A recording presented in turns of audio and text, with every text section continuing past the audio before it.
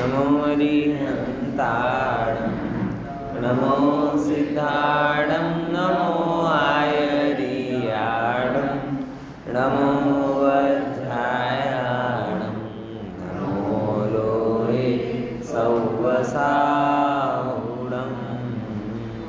वन्दितु सौवसिद्धे ध्रुवमचलमणोहवं गदिं पते ओच्छामि समयपाहुण निर्मो सिद्धकेवली मणिदम्। कल हमने परिग्रह के बारे में गहन विश्लेषण किया था। गहन इसीलिए कह रहा हूँ क्योंकि मैंने तो बहुत आपको स्पष्टता के साथ में बताया कि भगवान ने हमें अहिंसा और अपरिग्रह का मार्ग दिया है। तो अहिंसा ही सुख देती हो, परिग्रह अहिंसा तो सुख देती हो और अपरिग्रह दुख देता हो, ऐसा भगवान के ज्ञान में तो नहीं आया। और भगवान के ज्ञान में नहीं आया तो भी हम ऐसा मानते हैं तो ये हमारा ज्ञान मिथ्या ज्ञान। समझ में आया? इसीलिए अहिंसा सुख देती है तो अपरिग्रह भी सुख ही देता है। बोले कैसे कह रहे हैं साहब? बोले बिल्कुल सही कह रहे हैं, क्योंकि सुख लेने के पहले जो सुख की मान्यता है हमें उसे क्रॉस चेक जैसा कर लेना चाहिए। बराबर ख्याल में है? तो सुख तो तब मिलेगा ना जब आप सुख की मान्यता को सेट करोगे। अब परिग्रह के साथ में, धनादि के साथ में हमारी मान्यता चिपक गई, बराबर, और पूरा निर्णय हम उसका नहीं कर पा रहे हैं। इसीलिए शास्त्रों से अपरिग्रह, परिग्रह बुरा है, परिग्रह बुरा है, परिग्रह बुरा है सुनते हैं, लेकिन वो एक नारा जैसा हो जाता है, जैसा आपकी बार 400 की पार वाला हुआ। वो तो नारा हो गया, ठीक है परिग्रह बुरा है, लेकिन अंदर में तो कुछ और ही चल रहा है। समझ में आया? इसके लिए गहरे चिंतन निर्णय की आवश्यकता है। गहन चिंतन और निर्णय से ये बात समझ में आती है जो मैंने आपको कल बताई थी कि 3 लेवल बनते हैं: उपयोगिता, अनुपयोगिता, अनर्थकारी। उपयोगिता में जब तक रहेगा भाव तब तक आप बाहर में छोड़ नहीं पाओगे, और छोड़ भी दिया तो छोड़ा हुआ छूटा नहीं कहलाएगा, क्योंकि इच्छा तो उसकी रहेगी ना। अनुपयोगिता में क्या होगा कि आप भले यूज नहीं करो लेकिन वो पड़ी रहने दो वाली बात, पड़ी रहने दो तो भी छूटती नहीं। लेकिन अनर्थकारी जब चीजें दिखने लगती हैं कि लाभ तो रत्ती भर नहीं है और नुकसान पूरा पूरा है, बराबर। मैं इसको हमेशा कहता हूँ, बड़ा एक डॉक्टरी वाला एग्जाम्पल देता हूँ इसके लिए, कि अपने बॉडी की अपेंडिक्स की भांति पड़ी है तो कोई छंछेड़ता नहीं है। अपेंडिक्स होती ना, आंत्रपुच्छ है, पड़ी अपने सबके शरीर में पड़ी हुई रहती है, बराबर। अब पड़ी है तो हम कहते हैं ठीक है, उपयोगी नहीं है तो अनुपयोगी भी नहीं है, पड़ी रहने दो, पड़ी रहने दो, पड़ी रहने दो। लेकिन जिस दिन दुखावा शुरू होता है, गरीब में गरीब हो तो कर्जा करके भी उसे निकलवा देता है, क्योंकि नहीं भैया अब ये पड़ी नहीं रह सकती। क्यों? पहले अनुपयोगी थी, अब अनर्थकारी हो गई। बस ये मुनिराज आदि का जो परिग्रह का त्याग होता है और सम्यक दृष्टि आदि के लिए थोड़ा बहुत जो रखे हुए रहते हैं और हम जैसे उसे पाल पोस रहे, हम तो हार्ड किडनी के जैसा मान रहे, सम्यक दृष्टि आंत्रपुच्छ अपेंडिक्स की भांति मान रहे, और मुनिराज ने उसे अपेंडिक्स के दुखावे की भांति मान। अब 3 स्टेज आ गई ख्याल में? आया बेटा ख्याल में? कौन कौन सी 3 चीजें? हम लोग कैसा मान रहे हैं? ये परिग्रह नहीं है, ये तो मेरी जान, हार्ट है मेरा, किडनी है, लीवर, तो इतना उपयोगी कि अगर ये ना हो तो क्या होगा? वचनामृत में आता है ना कि आવું विचार करे छे कि एक क्षण पैसा ना होय तो केवू हसे, पण आવું केम नत विचार करतो कि एक क्षण माटे जो मारी प्रभुता ना होय तो शुं थशे, है ना? तो हम तो कैसा मान रहे उसे? बहुउपयोगी। इसीलिए छोड़ने का प्रश्न नहीं आता। और कभी भारे मन से छोड़ते भी हैं तो छोड़ते कहाँ हैं? वेस्ट नहीं करते, इन्वेस्ट करते। ये लोगों को पुण्य में लगाना, ये क्या करना हो रहा है? इन्वेस्ट करने वाला सिस्टम है कि भाई हम तुम 1 पैसा दोगे वो 10 लाख देगा। तुम पुण्य जरा करोगे, तुम्हें आज जो वैभव मिला वो पुराने पुण्य के फल से मिला, आगे जो मिलेगा वो आज के पुण्य से मिलेगा। इसीलिए अगले भाव में मनी ट्रांसफर स्कीम कोई और नहीं है, हमारे पास में है। तुम आओ और मनी ट्रांसफर स्कीम का लाभ लो। मुद्दा भटक गया। मुद्दा ये था लोगों को ये सिखाना समझाना कि इसमें सुख नहीं, बजाय इसके ये सिखाया समझाया जा रहा है कि इससे ही सुख है, इसीलिए ज्यादा से ज्यादा ऐसे कमाओ। समझ में आया? ये बुनियादी अंतर आ गया। इसीलिए मैंने कल आपको एक और बात कही थी कि जैन धर्म में धन कमा कमा के दान नहीं बढ़ाया जाता, इच्छा घटा घटा के दान बढ़ाया जाता है। और मैं बहुत आश्वस्त हूँ, रेशियो चेंज नहीं होगा, बढ़ेगा।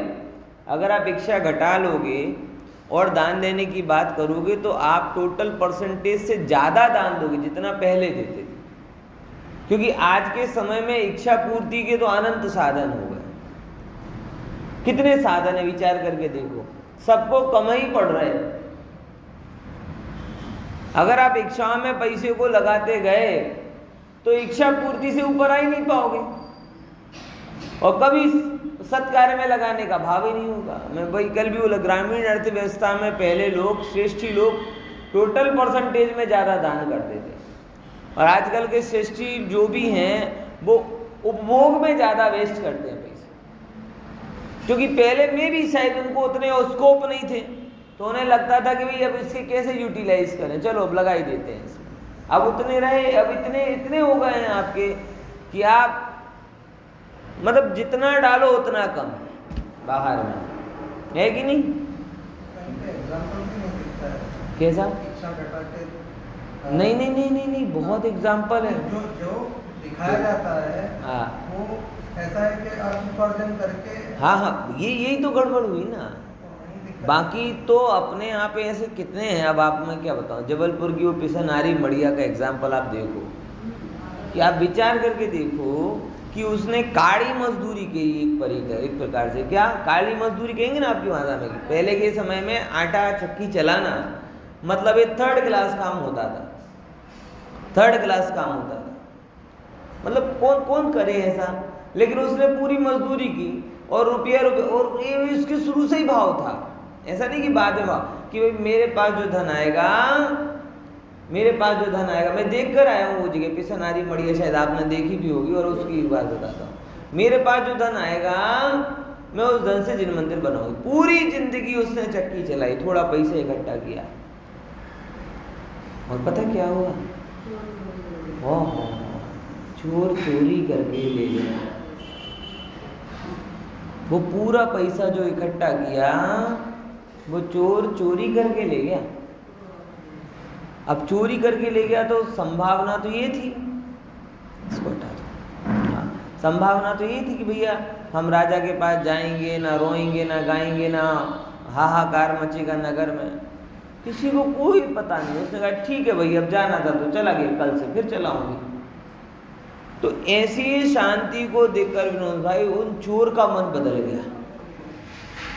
बोली कैसी थी? जब लोगों को पता चला, वाया उसने तो भले ही कुछ नहीं किया, लेकिन वाया वाया तो पता चलता होगा ना कि भाई इस लेडीज ने, इस बुढ़िया ने मजदूरी कर करके धन इकट्ठा जिन मंदिर के निर्माण के लिए किया था। तो चोर का भी मन परिवर्तित हो गया। चोर भी होता तो मनुष्य ही है ना, उसे भी डर। तो अभी थोड़ी देर पहले पेपर में नहीं आया, वो श्यामला जी का कोई चोर था, वो पैसे चोरी करके ले गया हाथ में, वो मंदिर के, फिर हाथ में लकुआ मार गया उसके, तो डर लगा अंदर में।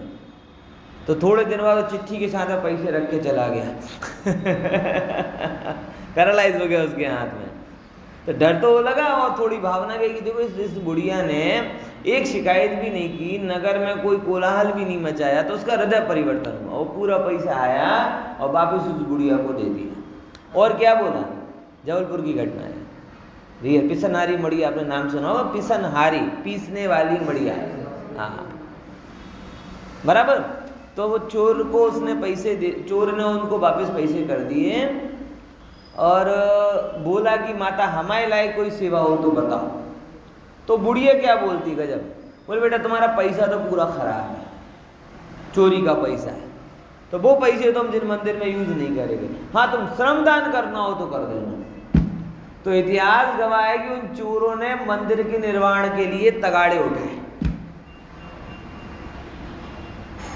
और वो इतनी पवित्र भावना थी कि आज भी उस मंदिर में कलश के स्थान पर उसके चक्की के पाटे लगाए गए।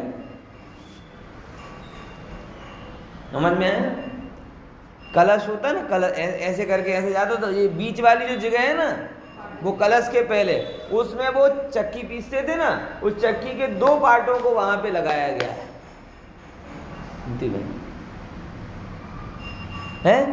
अब अपनी अगर वो ही कह रही इच्छा की बात करें तो लोग के अब इतनी मजदूरी किसके लिए करना, इसके बढ़िया तो बैठ जाते ना, इससे बढ़िया तो आराम कर लेते, और थोड़ा मुख होगा अरे इससे बढ़िया स्वाध्याय कर लेते। बात वो नहीं है, वो ये सब बातें हैं, लेकिन इसके पीछे छिपा हुआ थॉट बिहाइंड द थॉट आलस का होता है। और अधिकतर हमारे जो भी हम निवृत्ति की बात करते हैं, मुझे सही बता रहा हूँ 5% लोगों की निवृत्ति में शायद संतोष होता हो, बाकी लोगों के लिए निवृत्ति मतलब कुछ निवृत्ति जैसा है नहीं। Old age house retirement scheme के अलावा थके हुए लोग हैं। थके हुए का नाम थोड़ी कोई पुरुषार्थ होता है, पुरुषार्थ तो थका नहीं है तो विरोधी चीज है। समझ में? उस बुढ़िया ने लास्ट टाइम तक चक्की चलाई, ऐसी वाली चक्की, वो वाली नहीं बटन दबाया और फिर मोबाइल देखने लग गए, वो वाली चक्की। हाँ, चक्की पीसिंग एंड पीसिंग हाँ, समझे कि नहीं समझे? वो वाली चक्की। हाँ, ख्याल में आया? ये कहलाती है भावना। तो समझो कि दान का बेस ये निकलता है, अपरिग्रही अनिच्छा पूर्वक हुआ जाता है, क्योंकि उसी में जब तक हमारे अंदर में उस पुण्य और पुण्य के फल के प्रति, पुण्य मतलब रागादि भाव, और उसके फल के रूप में मिलने वाला 4 गति का वैभव है, उसके प्रति हेपना नहीं आएगा तो त्याग कोई कैसे करेगा? तो ऐसे बहुत सारे एग्जाम्पल हैं कि जहां लोगों ने पवित्र भावना पूर्वक दान दिए हैं। मतलब अब क्या बताएं, अब प्रकरण आपने छेड़ा है तो बता देता हूँ। दिल्ली में ऐसे थे बहुत सारे सेठ। भावना कैसी होती, विचार करके देखो। एक जगह का पंचायती मंदिर 95% पैसा का इंदौर का है, कहाँ का है? दिल्ली का ही है ना, दिल्ली का। हाँ, पंचायत 95-96% पैसा उस सेठ ने लगाया। अग्रवाल पंचायती रियल एग्जाम्पल है, कोई ऐसे नहीं है। पूरा पैसा एक ने लगवाया, फिर जानबूझ के उन्होंने कहा कि भैया अब हमारे पास पैसा खत्म हो गया, क्योंकि ऐसा तो है नहीं कि जिसने इतने लगा दी तो थोड़े बहुत के लिए कम रह गया हो। मंदिर की सीढ़ी के लिए हाँ, मंदिर की सीढ़ी के लिए फिर सबसे पैसा मांगा। तो सब कह रहे साहब आपका मंदिर, बोले क्या सबका पैसा लगा है, मंदिर सबका, पूरा दान खुद किया, पूरा दान, और भी कर सकते थे, लेकिन एक भाव कि भाई सब लोग जुड़े, कल के दिन मेरी पीढ़ियां इस पे हक जताने ना लगे कि हमारा मंदिर, हमारे पैसे से बना हुआ मंदिर, हमारे पैसे से बना हुआ मंदिर। तो उन्होंने पूरा दान देने के बाद में समाज से बोला कि भाई अब मेरे पैसे खत्म हो गए, सीढ़ी पर वो लगवाने के लिए तुम पैसे दो। और पैसे में उनका नाम लिखवाने लगे कि भाई आपका मंदिर, हमारा कैसा मंदिर, सबके पैसे लगे तो पंचायती मंदिर, एक जगह नाम नहीं है। और कितने दृष्टांत में आपको दूं। साधर्मी वात्सल्य ऐसा कि जिसके यहाँ बहन बेटी का विवाह होना हो ना, तो लड्डू में सोने की मोहर रख रख कर पहुंचा देते थे। और कोई पूछता कि ये क्या है, बोले मामा के यहाँ से मिठाई आई है। अब कौन मामा कहाँ से मिठाई, लेकिन इतना समझ तो होती है ना कि भाई अगर इसके घर में प्रसंग है तो धन की आवश्यकता पड़ेगी। ये साधन ऐसे दान होता, ढोल नगाड़े बजा बजा के दान नहीं होता। और कभी मैं ये भी नहीं कहता, कभी कभी थोड़ा बताने की आवश्यकता पड़ती भी है, लेकिन वो मैं आपको कहूँ ना, वो केवल वैसा ही होना चाहिए जैसा हम किसी को प्रेरित करना चाह रहे हैं बस। अगर कभी किसी का उल्लेख भी किया जाए, और करना भी चाहिए, निषेध नहीं कह रहा कि सब जगह गुप्त रखो, जब आप जगत के खोटे कार्यों को इतना ज़्यादा वो बताते हो तो एक जिम्मेदारी बनती है कि अच्छे कामों को भी थोड़ा क्या करो, प्रोत्साहन दो। लेकिन इसके लिए नहीं कि मेरा मान बढ़ रहा है, ये बड़ा बारीक अंतर है। लेकिन इसके अलावा मुझे कोई उपाय समझ में नहीं आता है क्या किया जाए, कि थोड़ी ब्रांडिंग भी करनी पड़ती है, लेकिन सब अपने अपने पर लगा लें कि इसका अभिप्राय मात्र और मात्र इतना होना चाहिए कि दूसरे लोग प्रेरित हों। बाकी तो सब काम गुप्त में हो सकता है, लेकिन जब हम कषायों का बखान करते हैं तो सत्कार्य की अनुमोदना भी करनी चाहिए, ये भाव है। अब इसमें क्या होगी, अभी जगत में क्या होता है कि समाज वालों को करवाना पड़ता है और देने वाला करवाना चाहता है। व्यवस्था उल्टी होनी चाहिए। कौन सी, कि देने वाला मना करे और समाज में के जो अन्य लोग हैं वो इस बात को प्रचारित करें कि भाई ये सत्कार्य है। ये थोड़ा रोल चेंज करके देखो, समझ में आया क्या क्या कह रहा हूं, समझ में आ रहा है कि नहीं आ रहा, कि कैसी होनी चाहिए, ऐसी होती है कि देने वाले को तो ये अपना अपरिग्रह अनिच्छुक वाला बराबर दिमाग में बैठा हुआ हो कि मैं दे सकता नहीं, मैं ले सकता नहीं, मैं दे सकता नहीं, मैं ले सकता नहीं, भगवान आत्मा अपने वैभव को छोड़ सकता नहीं पर वैभव को ग्रहण कर, ये अंदर में बिल्कुल जमा हुआ। लेकिन एक होता है सामाजिक दायित्व, सोशल रिस्पॉन्सिबिलिटी। हर नेतृत्व को इस बात की विकल्प रहता है और रहना भी चाहिए कि सत्कार्य की परंपराएं चलती जाए। क्या होती जाए, सत्कार्य की परंपरा चलती जाए, क्योंकि स्वाभाविक है पैसा तो आएगा ही आएगा। अगर वो सत्कार्य में नहीं गया तो खोटे कार्य में जाएगा ही जाएगा। तो सत्कार्य की परंपरा चलते रहे, इसके लिए बच्चों को प्रेरणा कराओ, बच्चों से दान दिलवाओ, जो अच्छे दान दे रहे हैं उनका प्रोत्साहन करो, उनको बता के दूसरों को प्रोत्साहित करो। ये कल्याण परंपरा है। ये कौन सी है, कल्याण परंपरा। इसलिए अपने अपने रोल को समझ जाओगे ना तो तकलीफ नहीं आएगी। देने वाला भी अपने रोल को समझे, मंच संचालक भी अपने रोल को समझे, लेने सुनने वाला भी अब उसको नेगेटिव ना ले। हमारे अंदर में नेगेटिव ही सेट हो गया, अभी ऐसा प्रवचन सुनेगा ना तो देखो देखो पैसा देते हैं और नाम बुलवाते हैं, पैसा देते हैं। अरे वो नाम बुलवाना चाहता है कि बोला जा रहा है, दो के बीच में तुम्हें अंतर पता है? चाहता है कि चाह रहा, बोला जा रहा है कि बुलवाना चाहता है, ये तुम्हें नहीं पता ना, तो तुम्हें बोलने का कोई हक नहीं। तुम तो यही सोचो ना कि भाई ये बहुत पवित्र भाव से, हर जगह सीआईडी की दृष्टि लगाने की क्या जरूरत है। ये देखो पैसे दे के मान लेते हैं, पैसे दे के मान लेते हैं। अरे तुम्हें क्या पता वो मान ले रहा है कि नहीं ले रहा। वो ले रहा है कि नहीं ले रहा, ये उसके नेटवर्क में पता चलेगा कि तुम्हारे नेटवर्क में पता चलेगा। मेरे फोन पर कोई फाइल डाउनलोड हो रही है, ये देने लेने वालों को पता चलेगी कि सबको पता चलेगी? तो तुम कैसे जज कर सकते हो? एग्जिट पोल क्यों बताते हो? है? समझ में आया कि नहीं आया? इसलिए ऐसा मत करो। सबको अपने अपने रोल में, सामाजिक लोगों को भी ये है कि दान की अनुमोदना करें और पवित्र भाव से करें। जब तक आपको गलत कोई खबर नहीं है तब तक यही भाव रखो ना कि वो कितने पवित्र भाव से काम कर रहा है, ऐसे भाव मेरे अंदर में आए। आपको पता भी नहीं चलता कि आपकी नकारात्मकता अन्य को बुरा बना रही है। बुरा है कि नहीं वो आपको पता नहीं है, लेकिन आपने नकारात्मक विचार कर लिया तो बुरा लगेगा। इसलिए सब अपने अपने रोल को समझे। कैसा कैसा रोल? कि देखने वाला भी पवित्र भाव की अनुमोदना करे, लेने वाला भी सब इस परंपरा को समझे, जो संस्था है, व्यक्ति है, और ये कल्याण परंपरा आगे तक चले, इसलिए उसका भली भांति रूप से क्या करे? प्रोत्साहन करे। और देने वाला क्या समझे? देने वाला क्या समझे कि मेरा था कहां जो मैंने दिया। तीनों रोल आगे ख्याल में कौन कौन से बोलो? 3 चीजें हो गई, देने वाला, लेने वाली संस्था या व्यक्ति और देखने वाले। तीनों के अपने अपने रोल। कौन कौन से? सबसे पहले देखने वाले, अनुमोदना करने वाले का क्या रोल होना चाहिए? कितना बढ़िया भाव है, कितने श्रम से धन कमाता है और इसको देने का भाव हो रहा है, इसने अपनी इच्छाओं को रोका, कितना उत्तम जीव। और ये धन जो भोगों में लगता वो इस कार्य में लगा, कितना श्रेष्ठ, धन की गरिमा है इसमें। ये किसका भाव हुआ? देखने वाले।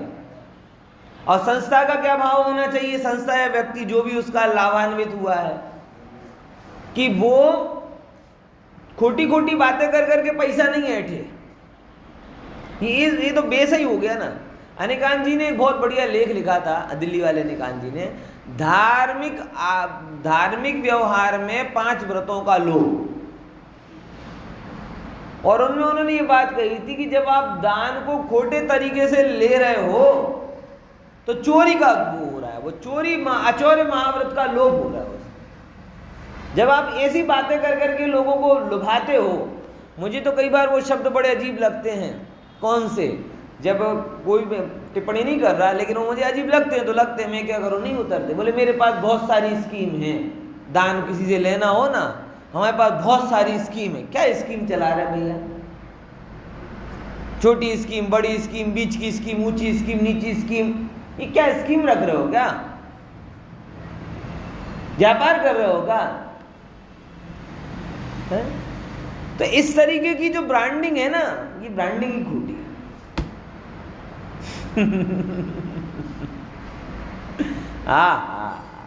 ऐसी स्कीम धर्म में कहाँ आ गई?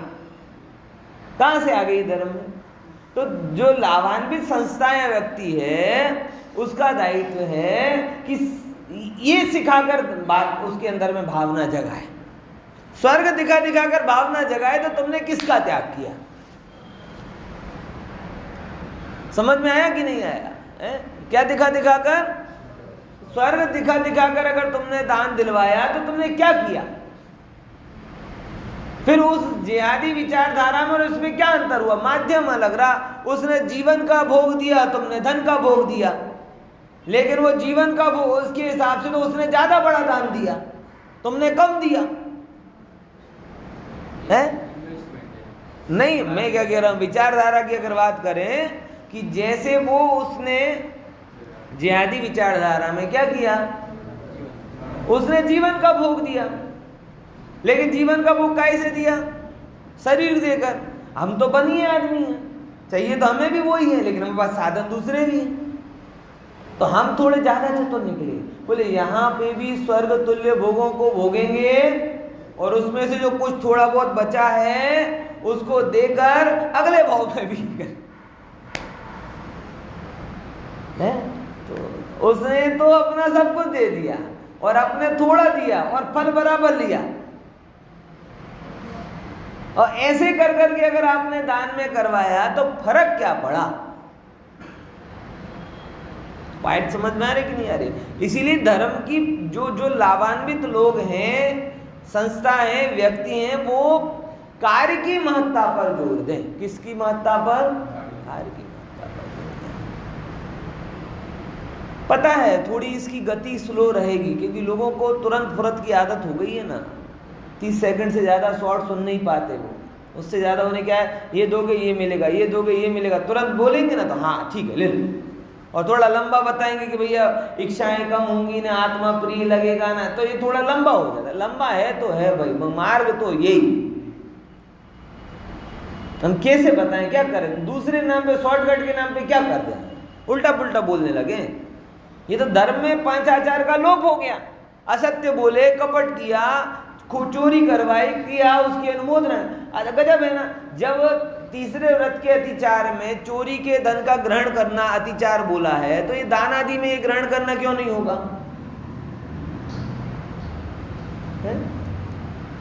ख्याल में आ रहा ना? ये अभी सेमेस्टर में आया था ना, स्तेन प्रयोग तदाहर्ता दान, कि चोरी के द्वारा अगर कोई माल बचाता है और उसे आप खरीदते हो तो अस्तेयाणु व्रत के अतिचार के अंतर्गत आता है, कि चोरी का माल खरीदना भी अतिचार। तो ये सब चोरी का माल, ब्लैक से व्हाइट की तो स्कीम हो रही है?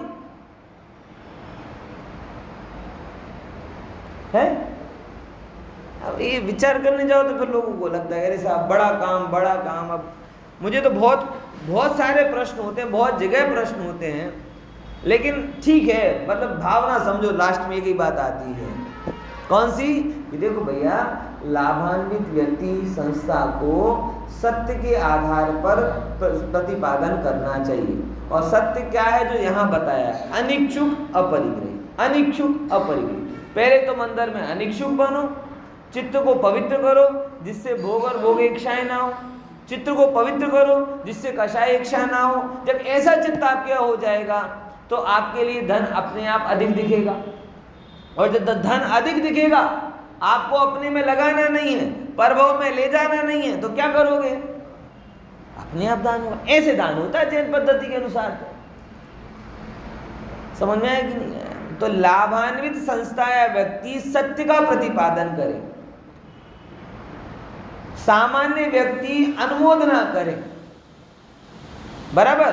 और देने वाला व्यक्ति ये समझे कि मेरा था कहाँ, जो मैंने दिया, दुनिया मेरे लिए ताली बजा रही है कि बहुत बढ़िया किया, खरेखर तो मैं बच गया। अगर ये नहीं करता तो ये परिग्रह मुझे कहाँ कहाँ लेकर जाता, और ये सत्कार में लग गया तो मेरा तो पिंड छूटा। अब जो होगा सो देखा जाए।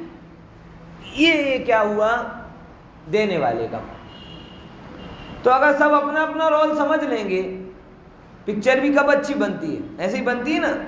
खलनायक का रोल समझे, नायक का रोल समझे, बराबर। कॉमेडियन का काम करे, सब अपना अपना काम करे तो अच्छा बन जाता है। ऐसे ही जब समाज में देने वाला अपनी रोल को समझे, प्रचारित करने वाले अपने रोल को समझें, देखने वाले समाज के लोग अपने रोल को समझें, और सब अपने अपने रोल को ईमानदारी से निभाएं, तो अच्छा आप बन ही जाएगा। समझ में आ रहा कि नहीं आ रहा है? ये यहाँ पर है, तत्व निर्णय यहाँ पर है, बराबर। तो भारतीय खासकर जैन परंपरा में जो आपका जो प्रश्न था कि ऐसे ही दान होता,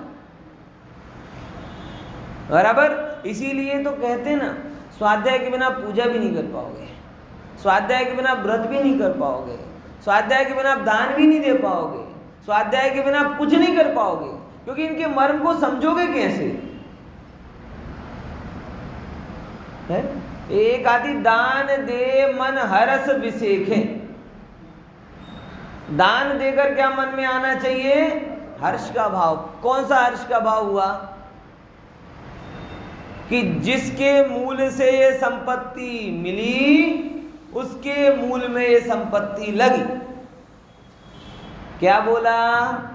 जिसके मूल से धर्म ध्यान पवित्र भावना के मूल से संपत्ति मिली और पवित्र कार्य में संपत्ति लगी, तो हम ईमानदार रहे, बेईमान नहीं रहे। बराबर। और वो संपत्ति जैसे आम के पेड़ से आम लगे, ऐसे पवित्रता से पुण्य मिला और पवित्र कार्य में लगा, बीच में हमें जितनी छाया मिली सो मफत में छाया मिली ना, हमें आम का पेड़ लगा तो छाया मिली कि नहीं मिली? बोले मिली, गर्मी में आराम से। कभी किसी ने आम के पेड़ के नीचे सोने का मजा लिया हो तो बहुत मजा आता है। लिया? ग्रामीण लोगों ने तो लिया होगा, बाकी लोगों के सौभाग्य का आपको बड़े एसी में इतनी नींद नहीं है अच्छी, जितने आप आम के पेड़ के नीचे वो ऐसे थोड़ी देर के लिए लेट जाओ ना, तो भर गर्मी में आपको ठंडक लगती है। समझ में आया? तो जितनी हमें छाया मिली जीवन में मफत में, बाकी जहां का था वहां का वहां लग गया, बात खत्म। ये कौन सी छाया की बात कर रहा हूं कि जितना आपके लिए अनुकूल चीजें मिल रही है, ये सब अनुकूलता ही तो है ना, और क्या है? खाने को मिल रहा है, पीने को मिल रहा है, रहने को मिल रहा है, आने जाने को मिल रहा है, ये सब अनुकूलता है, छाया है, कोई बात नहीं। बाकी मेरा कुछ है नहीं है, इसका मूल था, इसका फल था, बीच में छाया मिल गई सो मिल गई। और ऐसे पाप के फल को भी इच्छता नहीं, ये अपन ने चर्चा की थी। जरा गाथा पढ़ो एक बार, उसको अपन फिर आगे 211। तो ये पॉइंट ख्याल में है ना, ये सब में लगेगा, ये आगे सब में जाएगा। 211 पढ़ो गाथा।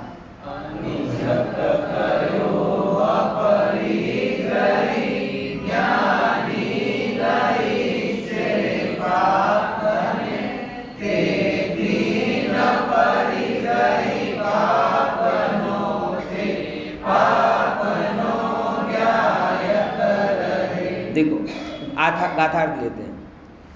अनिक्षक ने अपरिग्रही करो छे અને જ્ઞાની અધર્મ અને પાપને ઈચ્છતો નથી। પાછું પ્રશ્ન આવે, પાપને કોણ ઈચ્છે? तो कल बताया था ना, कौन सा पाप? कुशील नाम का पाप, परिग्रह नाम का पाप है।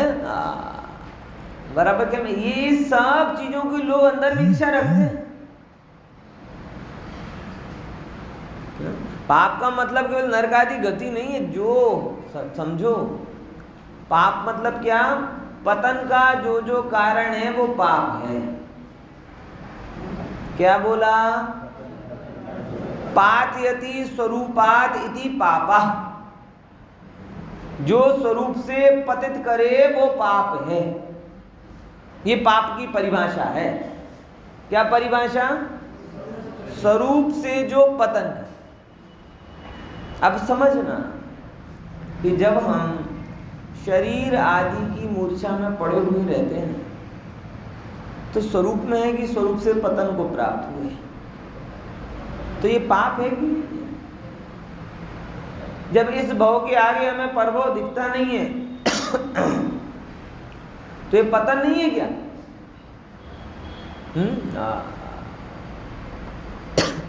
समझे कि नहीं समझे? इसको थोड़ा समझे। कल एक यही विचार मन में आया कि मोदी जी को 400 की बजाय 300 के नज़दीक मामला पहुंचा, तो 25% रिसीव हुआ, तो पूरी जगह सनसनी मची। 25 कम हुआ ना, लगभग बाकी मैथमेटिक्स 400 की नारा दिया था और 300 लगभग पहुंची, बराबर। तो सब जगह नाक कटी कि नहीं कटी? कटी ना। और उनको खुद पता है वो मजा नहीं आ रहा, जीते हैं लेकिन वो ठीक है। मतलब मैं तो ऐसा लग रहा हूँ कि मतलब ऐसा है कि जिसके घर में शादी हो और बा को हार्ट अटैक आया। अब शादी तो हो रही है लेकिन आनंद कितना है। शादी तो हो रही है, मेहमान आ गए तो शादी तो हो रही है, लेकिन बा हॉस्पिटल में पड़ी हो तो फिर शादी का मजा आता है क्या? ऐसे ही लगभग हो रहा है। चलो ठीक है, अभी तक तो बढ़िया था। अब जरा आओ मैदान। उसने तो 75% अचीव किया तो शर्मिंदा है। हमने हमने कितना अचीव किया? है हम तो उसने 400 का लक्ष्य दिया, हमने 4 गति के पार का लक्ष्य दिया, है ना। कल अपन ने बात की थी ना, अब की बार 400 पार की 4 गति के पार, 4 गति के पार बराबर ये हमारा लक्ष्य रहा। उसने अपने नारे को 75% अचीव किया, तो भी उसे शर्मिंदगी हो रही है।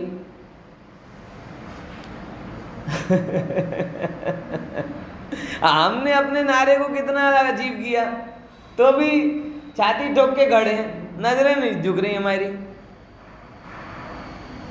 है। बोलो तुषार भाई, भैया लक्ष्य तो हमारा भी ये था। ये मनुष्य पर्याय फिर से मनुष्य की भावना भाओगे तो नहीं मिलेगी। ये भगवान बनने की भावना भाई थी तो मनुष्य मिली है, समझ लेना आप ये बात को। हाँ ये भी सही कह रहे हो। अपन जबरदस्ती मिठाई बांटने जा रहे हैं, भाई वो दुखी हो रहा है, उसकी सज्जनता, तुम क्यों खुश हो रहे हो, है। समझ में आया कि नहीं आया? हमें आगे नहीं आना, हमें उसे नीचे दिखाना है, तो हम खुश हैं। समझ में आया? तो 75% अचीव करने वाला शर्मिंदगी महसूस कर रहा है और 0% वाला तालियां बजा रहा है। भव के अभाव की भावना से मनुष्य पर्याय मिलती है। ध्यान से समझना, भव बढ़ाने की भावना में तो हम कहीं तिरेंचो नरक में पड़े होते। अब ये हमारा टारगेट था 4 गति के पार। अब ये पर्याय को पाकर क्या किया, कितना % अचीव किया? आप बताओ, हम हंसी के पात्र बनेंगे कि नहीं बनेंगे? 75% वाला शर्मिंदा है और हम बिल्कुल आराम से, कुछ हो ही नहीं रहा। हाँ भाई, ये दृष्टि की बात है। ये ऐसे ही विचार तो जीवन में क्रांति लाते हैं। ऐसे ही विचार से तो आपको मार्ग दिखाई देगा कि नहीं, सही बात है भैया, भव के अभाव की भावना का फल मनुष्य पर्याय है, भव को बढ़ाने के लिए मनुष्य पर्याय नहीं है। तब ये जब आप अंदर में गहन विचार करोगे तो ये परिग्रह के प्रति अनिच्छा भाव होगा, और परिग्रह के प्रति अनिच्छा भाव होगा तो उसके फल से विमुखता होगी, और जब परिग्रह और उसके फल से विमुख होगे तो स्वभाव के सन्मुख होगे। सीधी गणित है? हाँ, 2 मुंह तो है नहीं आपके, एक ही मुंह है ना, सन्मुख। 2 मुंह वाला तो कोई नहीं है ना। देखो पीछे, आगे पीछे कोई साइड में स्टेफनी तो नहीं है, एक ही है ना। यानी एक की तरफ मुंह करके ही खड़े हो सकते हो। अगर परिग्रह के सन्मुख हो तो मतलब क्या रहा, आत्मा के विमुख हो, और आत्मा के सन्मुख हो तो परिग्रह से विमुख। समझे कि नहीं समझे? कल टास्क दिया था आपको, किया? कौन सा टास्क दिया था? पंडित जी, इतना ज्ञान मिलता है ना, इतना ज्ञान मिलता है कि ज्ञान खो जाता है। कल टास्क दिया था मैंने, किसका आचार्यत्व नहीं करना, किसका आचार्यत्व करना। कि मैंने आपको बोला था कि भैया एक चीज का ध्यान रखना कि सबसे ज्यादा असर गपशप का पड़ता है, यही शब्द बोला था। तो गपशप में भी संसार की अनुमोदना नहीं कर। समझ में आया? क्योंकि देखो प्रवचन में तो लंबा लंबा बहुत कुछ बोला जाता है, वो आता है और निकल जाता है। अब ये क्या बोला गया था, ये निकल गया, तो करोगे क्या? जिस फॉर्मूले को सिखाना था वो करा, फॉर्मूले ही भूल गए तो आगे के सॉल्व कैसे करोगे? मैंने आपको बोला था कि भाई असर चर्चा का पड़ता है।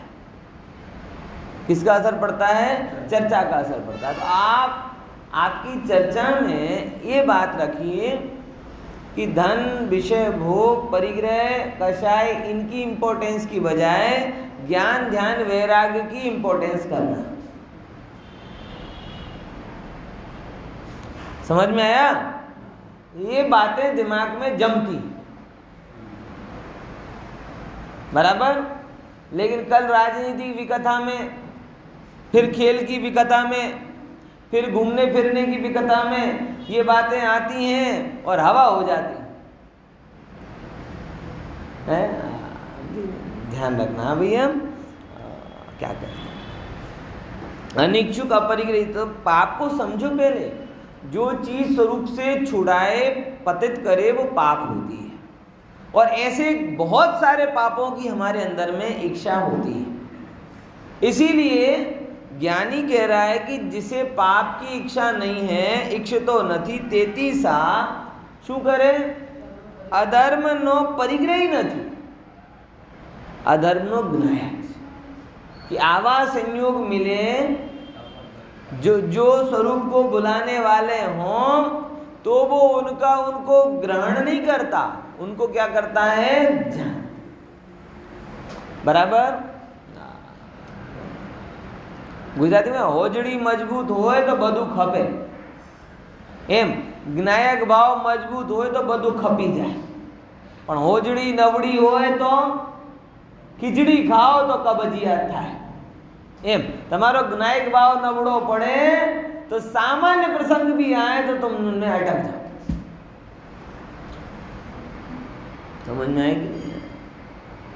ख्याल में आ रहा है? ये को ज्ञायक भाव की ताकत समझो, जो लोकालोक के ज्ञेयों को पचा लेती है, उसकी इतनी ताकत है, लेकिन उसकी व्यक्तता बहुत कम कर रहे हैं अपन, है ना। इसीलिए जो भी चीज सामने आती है देख कर अटक जाते हैं। लाभ हानि संकल्प विकल्प मान अपमान में ऐसे फंसे रहते हैं, उसने ऐसा क्यों बोला, ऐसा क्यों बोला, ऐसा, इसी में ही जीवन निकला जा रहा है। क्यों बोला, क्यों बोला, क्यों बोला, क्यों बोला? अरे बोला तो बोला, तू जान ले, बस खत्म। देखो, जानो और जाने दो। क्या बोला? देखो, जानो, पाप का फल है ना, और अज्ञान का फल है तो देखो, जानो, आनंद करो, जानो, देखो, आनंद करो। बराबर। धर्म का फल आए तो कैसा? जानो, देखो, मौज करो, और पाप का फल आए तो जानो, देखो और देखो, जानो और ठीक ठीक ठीक ठीक। समझ में आया कि इसने ऐसा क्यों किया? भाई मेरे पास कोई उत्तर नहीं है, तुम्हारे पास कोई उत्तर है? नहीं है, तो बस जाने दो। नहीं नहीं नहीं, बताओ ऐसा क्यों किया? तो जाओ पूछ के आओ क्यों किया। और नहीं पूछ सकते, नहीं समाधान कर सकते, तो फिर दो उपाय है, फॉरगेट इट, लीव इट और लीव विद इट। है? बोलो क्या करना? या तो जाने दो, उसको छोड़ दो, या उसी पे पड़े रहो जो हम कर रहे हैं। या तो उसको जाने दो, लीव दिस, LEAV, या लिव विद दिस, इसके ही साथ रहो, माथा फोड़ो, दुखी हो। सिंपल गणित, क्या बेटर है? देखो, जानो, जाने दो, ठीक है ना। देखो टीका, इच्छा परिग्रह छे, वही टीका है, थोड़ा बहुत चेंज होगा। इच्छा परिग्रह छे, तेने इच्छा तेने परिग्रह नथी जेने इच्छा नथी। इच्छा तो अज्ञानमय भाव छे, इच्छा तो अज्ञानमय भाव छे, अने अज्ञानमय भाव ज्ञानी ने होतो नहीं। अज्ञानमय भाव ज्ञानी को नहीं होते। ज्ञानी ने શું હોય છે? જ્ઞાનમય ભાવ જ હોય છે। તેથી અજ્ઞાનમય ભાવ જે ઈચ્છા તેના ભાવને લીધે જ્ઞાની અધર્મને ઈચ્છતો। क्या बोला? अज्ञानमय भाव जो इच्छा है, समझ में कि नहीं? इच्छा को अज्ञान बोला है और अनिच्छा को ज्ञान बोला है। तो ज्ञानी ज्ञान में ही रहता है, मतलब अनिच्छुक रहता है, और अज्ञानी अज्ञान में ही रहता है, यानी इच्छुक रहता है। पॉइंट समझ में आया कि नहीं आया? यहाँ श्रद्धा की बात कर रहे हैं, श्रद्धा के लेवल की बात है। बाकी चरित्र गुण के अनुसार इच्छाएं ज्ञानी में भी हो रही हैं, बराबर। विवेक भी ज्ञानी को हो रहा है, कहीं से हट रहा है, कहीं बैठ रहा है। ऐसा नहीं कि वो घेन में चल रहा है कि कहीं पे भी जा रहा है, जो मिल रहा है। हम तो अब अनिच्छुक हैं, बाबा बैठो जपे जे आपो ए खपे, हमारी कहीं इच्छा न थी जे आपो ए खपे, આવું નથી। અમુક અનિચ્છાએ હોય, અમુક ઈચ્છા હોય, પણ એ શ્રદ્ધાલક્ષી नहीं, बराबर। उसका बेस अलग होता है, उसका बेस अलग होता है। मतलब समझ गए ना? कैसा कि भाई वो आराधना के लिए कुछ इच्छाएं रखता है, बराबर। शरीर आदि के स्वास्थ्य की भी इच्छा हो सकती है, बराबर। परिवार के भरण पोषण की इच्छा, ये इच्छा होती है भूमिका अनुसार, लेकिन मिथ्यात्व प्रेरित इच्छाएं ऐसे समझ। लेकिन ये दोनों के बीच का अंतर समझना। तो अज्ञान में भाव जे इच्छा तेना अभाव ने लीधे ज्ञानी अधर्म ने इच्छितो નથી, માટે જ્ઞાની ને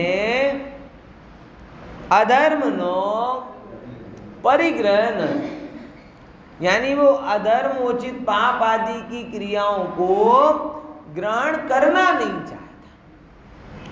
तेथी ज्ञान में एक ज्ञायक भावना सद्भाव ने लीधे, किसके सद्भाव के कारण? ज्ञान में एवं एक ज्ञायक भावना सद्भाव ने लीधे अज्ञानी अधर्म नो એટલે પાપ આદિના ફળનો કેવો છે? માત્ર જ્ઞાયક છે। अंदर में कोई भी पाप का फल आए, वो कभी ये नहीं होता कि भाई ये क्यों आया, ना कैसे आया, ना फला। क्योंकि देखो रुचि पूर्वक भी ग्रहण होता है, और अरुचि पूर्वक त्याग छोड़ने की भावना वो भी ग्रहण ही है। भाव तो वही हुआ ना, ये चला जाए, तो अल्टीमेटली इच्छा तो उस लक्ष्य रही ना। तो अनुकूल संयोग लाने की इच्छा भी नहीं करता, और प्रतिकूल संयोग चले जाएं इसकी भी इच्छा नहीं रखता। बार बार मैं बोल रहा हूँ, ज्ञानी बाहर में सुखी दुखी नहीं होता, ज्ञानी बाहर में स्थिर होता है, स्थित प्रज्ञ, कि उसकी प्रज्ञा, उसकी दृष्टि, उसका विजन स्थिर होता है। उससे जीवन का चक्र पता है कि जब तक इस संसार में है, जिस गुलाब में फूल खिले हैं उसकी टहनी में कांटे हैं ही। तो जहां पुण्य का फल दिख रहा है वहां पाप के कांटे हैं ही, उसे ये पता है। इसीलिए वो दोनों को उसी रूप में स्वीकार करता है, और उसे ये भी पता है कि ये दोनों ही मुझे सुखी दुखी करने में समर्थ नहीं है। सोने की बेड़ी की भांति और लोहे की बेड़ी की भांति। इसीलिए एक आत्मा जो अतीन्द्रिय आनंद से भरा पूरा है, वही मुझे सुखी करने के लिए सक्षम है, और बार बार उसकी तरफ वो जाता है। यहाँ ये धर्म और अध्यात्म सही दिशा में आता है, वरना इस ज्ञान के बिना तो पता नहीं क्या होता है विशेषकर।